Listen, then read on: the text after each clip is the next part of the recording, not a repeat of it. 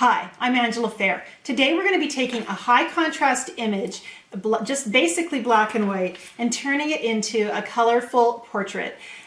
This technique is a fabulous one for a beginning artist or for anyone wanting to sharpen their ability to paint high contrast, to study their values and work with some color theory. We're going to have a lot of fun. I hope you'll stick around and join me as I show the demonstration.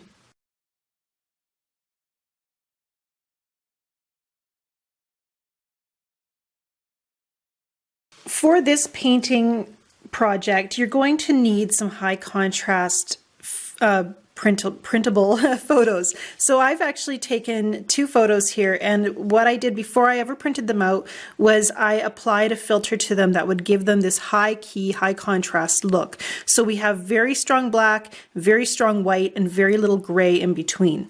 And actually I really pushed the envelope here with my photo of my dog. It came in, it was a color photo. I took it to Photoshop. I converted it to black and white, or I actually desaturated it. So I took the color out of it. And then I went in, there's different settings for this. You can choose your levels or your curve setting, and you can move those sliders back and forth until basically the black and the white meet in the middle. And if you push the black a little too far, your picture will have a lot more black in it. If you push the white a little bit further, it'll have more white. So you kind of move the sliders back and forth until you get something that looks like a reasonable, it still looks like your original image, still you can tell what it is, and yet it's very, very simplified. And this is kind of a goofy angle of my dog. She's looking up at me. You can see her little paws down here, three of her paws, and her tail at her body kind of behind her head. That's how dogs look at us, they sit on the floor and they stare up and beg for treats. So it kind of fits. And then my other photo is my daughter. When she was little, and I pushed that contrast. I didn't push it quite as far. You can still see there's some grays here, which gives me some options when I go to paint this in watercolor. First of all, I have my light tablet here on the work surface, and this light tablet is such a great invention. It helps me to trace my drawing with accuracy, and it's very compact and thin. They retail for about $40, and there's a link below the video if you'd like to order your own. This one's made by DB Meyer. It has 3 light settings, and we're going to put it to work right now. So I've got my drawing. I'm going to put that down first and turn my light table on and place my paper over top. I guess I'm going to want to go this direction. And if you'd like, you can tape your paper down just so it doesn't slither around while you're tracing your drawing, and set the light setting as bright as it needs to be for you to be able to see. Watercolor paper is thicker, and so we can't just trace it as easily as we could if we were using printer paper. So using a light tablet really helps get a workable image for us here. That's better. Okay, so I'm just going to quickly go and trace my picture. We don't like to sketch on watercolor paper because anything you have to erase tends to leave marks. So then our beautiful paper that was not inexpensive becomes dirty. And then watercolor being transparent, it's not that simple to cover that up. So we want to do most of our drawing on scrap paper and then transfer it, just like I'm doing here. And the benefit of using this technique is that we end up with some very large shapes to fill. And I'm not going to depict all the fur, the tiny little lines that I can see. I'm simplifying that shape. And my little dog Ari, we've only had her just almost a year now. She's just celebrating her first birthday. We got her when she was 10 weeks old, and she is such a good dog. She's a lot of fun, loves being outdoors, loves playing tag, which unfortunately does make it a little bit difficult to get her to come when she's called because she just wants to play. And so we'll be working on that this summer. And lately she's taken to hiding her food dish, which is always entertaining when we go to try to find it. And Ari is a bit of a mutt. We don't really know a lot about her heritage. She's part red heeler, part German Shepherd. That's on her mother's side. And on the father's, we're not sure. They told us Great Pyrenees. There's no Great Pyrenees in this little shorty. She looks to me like she's got some corgi in her. Okay, so I've turned the light tablet off, and you can see what I end up with is very simplified. And so it's, I'm not sure how effective I feel that this is going to be. We're going to give it a try. I think it's not the best picture to be using for this technique. But again, experimenting, and this is our opportunity to play with large blocks of color. So we're going to give it a try. But before we do that, I am going to transfer my drawing of, or my photo of my daughter as well. And then I have two projects to work on. So I've completed this version. It's a little bit different because because there was more gray here, I needed to actually have an area for dark, an area for light, and then the middle value. So those lighter areas are actually an extra line in there. So we'll see how that goes when I try painting it. But we're going to start with our dog first. So we'll bring Ari over here. And I'm not going to tape my paper down. In this case, I'm only painting the shapes, the positive shapes here that I've drawn. So I don't really need, I'm not going to be saturating my whole page, so I have a little bit of freedom there in not feeling like I have to do all this prep work. Okay, I've pulled some paint over and we're going to start painting. And again, I just like a large round brush for most of my painting. I'm using a number 12 Rosemary and Company Sable blend today. And any really round brush will work fairly well for this technique. And I'm going to start by just, there's really two techniques you could do here. You could start with paint on dry paper, or you could try a wet and wet technique. And I think wet and wet really gives us the opportunity, if you're painting this as a beginner, which is what I'm going to be presenting to my elementary students, or my junior high students rather, they're going to want to be experiencing all the beautiful fluidity of watercolor, or hoping that they can just leave and go to gym. So we'll start by just wetting, not the whole area because it's a really large shape, but just that first ear, and then we can take our color and dot it in. And I'm just going to pull that along. That's creating some beautiful flow. And that's because that's Core. That's a color made by Core. It's quinacridone violet made by Core. And their colors always have beautiful movement and flow. So let's go with the another Core color. They're manganese. And that actually looks a lot like cobalt teal, I think, because that spot in the palette wasn't perfectly clean.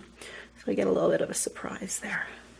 And let that flow. Beautiful things are starting to happen. And this is what makes us all fall in love with watercolor. Let's add a little green gold. That movement of color on a wet wash. Notice that my paint is shiny, juicy, moist. It's got a sheen to it, and that's the water that you're seeing shining on the surface is what allows the color to move. So we want to let that happen. We can tilt and let some of that green flow down into the rest of the painting. Now I'm going to go with my damp brush again. It's not dripping wet because I want to have a little bit of control on how much water I put on. It's moist enough that when I touch the paper, the water releases onto the paper. It wants to go out into the world and flow. And I think we're going to continue that color scheme. So let's grab some more green gold and just touch it into here. Oh, so pretty. And then we'll go back to that quinacridone violet. I'm using a very light touch. I don't want my colors to get muddy. And when I use a gentle, light hand, I have a lot more, I give the water a chance to do its thing rather than forcing the colors, scrubbing them into each other. Again, I've run out of water, so I go and wet the next section. And when I wet the section, I can actually move some of the existing paint across the paper. That's all right.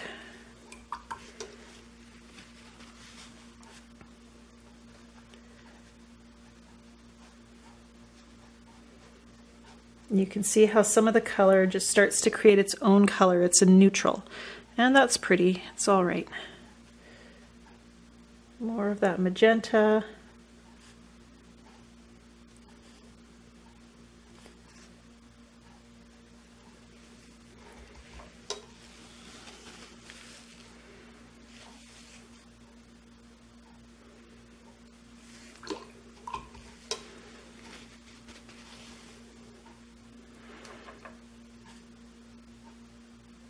See, now the manganese is starting to show. There was a lot of cobalt teal on that well of paint, and I never worry about that. I work with my paint dry in the palette because I like to have a little bit of control of how much paint I pick up on my brush. Oh, I need more water.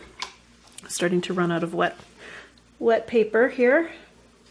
So I have more control of how much paint I pick up. I don't accidentally take too much, which then gets rinsed away into my water container when I clean my brush.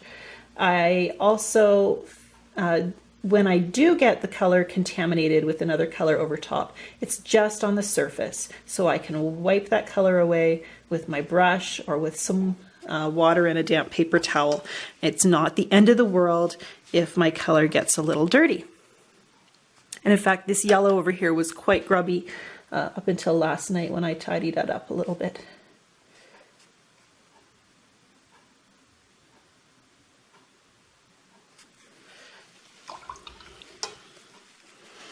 We're actually working with a very basic color triad. Watercolorists will often talk about using a limited palette where they're just choosing a few colors and mixing their colors. And I'm not really mixing the colors myself. I am letting them mix organically on the paper. But my palette is limited. I'm using my quinacridone violet, which is sort of a pinky red, and I'm using the blue, and then I'm using my green gold, which is a yellow green. So it gives me my kind of an approximate primary.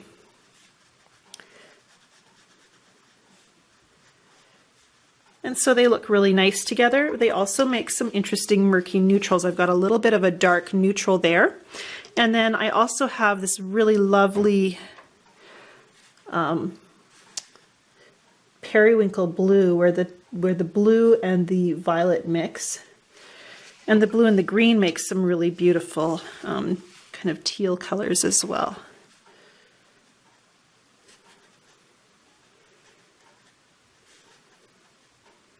If you're trying this at home and you feel like your colors really aren't mixing the way mine are, they're not moving the same way, there's a couple things that could be responsible for this. One is just simply not using enough moisture. You really do need the fluidity for your colors to move, and if you're not seeing movement, a lot of times that's because you're just painting a little too dry. And so you'll need to practice and paint in your painting will help you get a feel for how much water to use. But another culprit can be your paper. I'm working on Arches 140-pound cold press, and this is their 9x12. These sheets come from their 9x12 pad, which I find is a really economical and easy way to purchase my Arches paper. Usually those pads run for less than $20, especially if I really shop my sales. And that gives you 12 sheets that are just really handy. You always get a better deal if you buy full sheets, which are 22 by 30 inches. But they are a little bit more of, it takes a little bit of prep to get your full sheet to a size where you're going to be painting. So sometimes it's just more convenient to start with the pre-cut sheets. And the Arches paper, the 100% cotton paper, really does let the color flow, encourage the color to flow a little bit more than you're going to get from a cellulose or a wood-based pulp paper. Especially when the color is not just 100% cotton, but mold made. So those are two things I look for when I'm studying paper labels. Is it 100% cotton, and is it mold made? And you can often tell just by looking. They tend to have a little bit of a rougher texture. They don't feel slippery because they have, the sizing is different. And the texture will be, on a non-mold made paper, will generally be a little more like a waffle weave. You'll see a more structured pattern in the pattern of the paper. and the texture. So keep that in mind when you're shopping for paper. We're almost done here. I love my little rainbow dog. Isn't she pretty? And I've actually gone back and forth between wetting my paper in advance. Right now I'm wetting it with kind of dirty water, and painting the colors straight on. Either way works. The key here, if you want those colors to flow, once again, use lots of water and work on good paper. These core paints as well, using paint made by Core, it has a real beautiful whoosh to it when you put it on the paper, so you can actually see it move, especially when you're working with a lot of water. So those are some things to help you encourage that flow in your watercolor painting.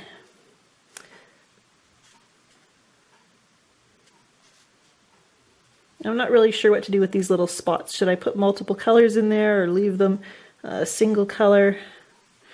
For little claws, I might go back in with just a little bit of additional color. A little blue here, and here, and a little bit of violet as well.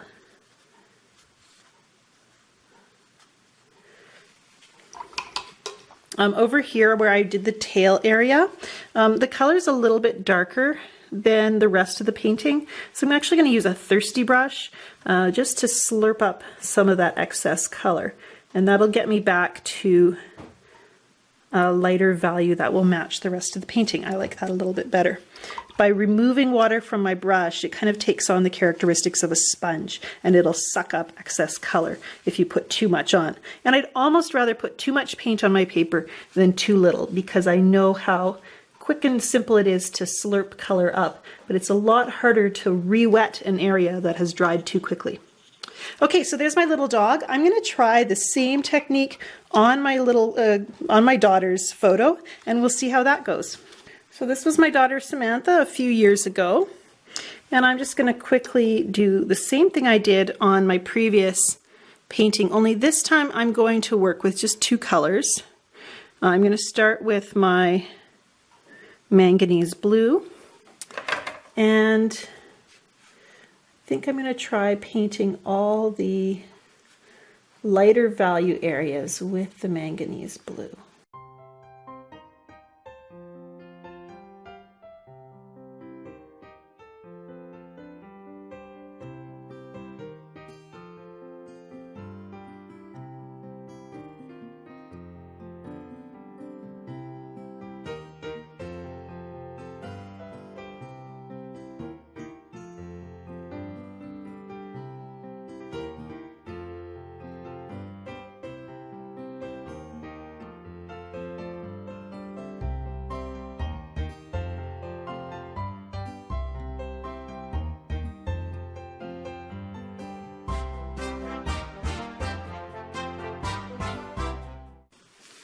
So we have two very different paintings here. We have a kind of moody and mysterious girl eating a popsicle, which is maybe not the most mysterious subject, but because of the color choice and the dark background, it just gives us a very cooler, darker mood. And then we have our rainbow dog, who's a little bit more of a cool dude, I think. I like the fun colors and the freshness there. From here, I don't know if I would call these anything that I would personally frame, but I love the idea of developing your ability to see and paint values by working with these high contrast images, very strong darks, very lots of lights, and then no real middle ground. And that really can help you to learn to see value in your paintings. And you can see how the strong contrasts make for something that's very dynamic. I also like the fact that this exercise shows us how editing out to the very essentials of the image. I mean, any more contrast here, and I don't think we'd recognize Ari here as a dog, but by editing it to the very simplified version where there's really just a few elements that make up the whole, and we can still see what it is. I don't know that we can tell she's eating a popsicle here, so there's a little bit of editing that's happened that hasn't that doesn't give us information, but at the same time we see that it's a portrait. It works for what it's intended to do. And our brains are amazingly capable of filling in the blanks, taking an arrangement of seemingly almost random shapes and seeing them as an object. And that can free you up as an artist to use and do more editing in your paintings, to simplify and work those contrasts so that your paintings come out more dynamic. And that's, I think, a really good lesson that all of us can take home from painting in this style and subject. Thanks for joining the lesson. I hope you had a lot of fun with it. I hope it encourages you to just have fun and explore with your watercolors and see what you can create. Join me for more video lessons here on my channel. Please don't forget to subscribe and like this video to support what I do and make it possible for me to create more great content for you here on YouTube. I also offer structured step-by-step online classes on my website at learn.angelafehr.com. I'd love to have you join me for a workshop, paint along with me online at home with lifetime access, self-paced lessons that you're just going to love and that are going to help you be a better watercolor painter.